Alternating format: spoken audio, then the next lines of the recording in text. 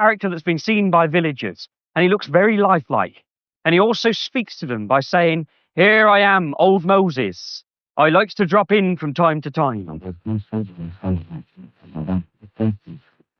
When I was a girl guide, I was working in the churchyard here, and I looked up and I saw this monk walk across the churchyard and disappear down some steps over there.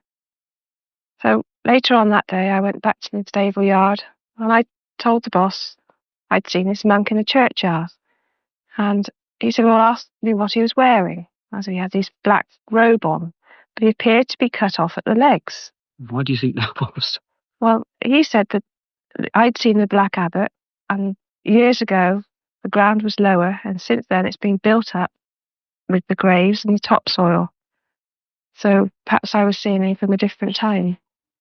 Well, many years ago, soon after I was married, we lived in a cottage here, and early one summer morning I heard this galloping horse, which suddenly stopped dead. I woke my husband up and said, I've heard a horse, and the sound just died away immediately. So we looked out the window and couldn't see anything. That evening we went to the pub, and I was chatting about this, and someone there said, you've heard the Galloping Cavalier. Now, legend goes that the Cavalier was bringing the news of the defeat at Worcester, from Worcester to Gloucester, and the Roundheads were in this street, and they put a rope across and stopped the Cavalier, and he was killed by an arrow in his chest, or a wound in his chest.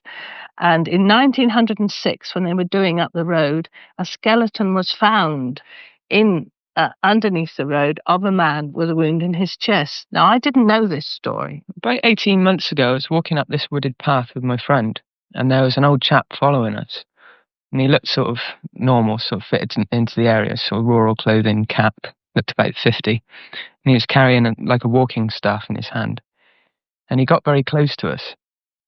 And I looked over my shoulder, and it seemed that he wasn't actually walking on the ground. He was like 2 or 3 feet from the ground. My friend turned round, sort of face onto this chap, and he just walked straight through him.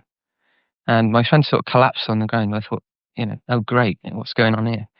And it couldn't have sunk in at the time, because I just chased after him. I thought he'd knocked him over with his stick.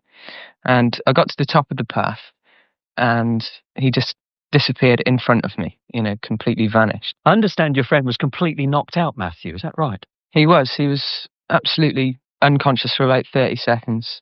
And when he did come round, I've never left a spot so fast in my life. Incredible.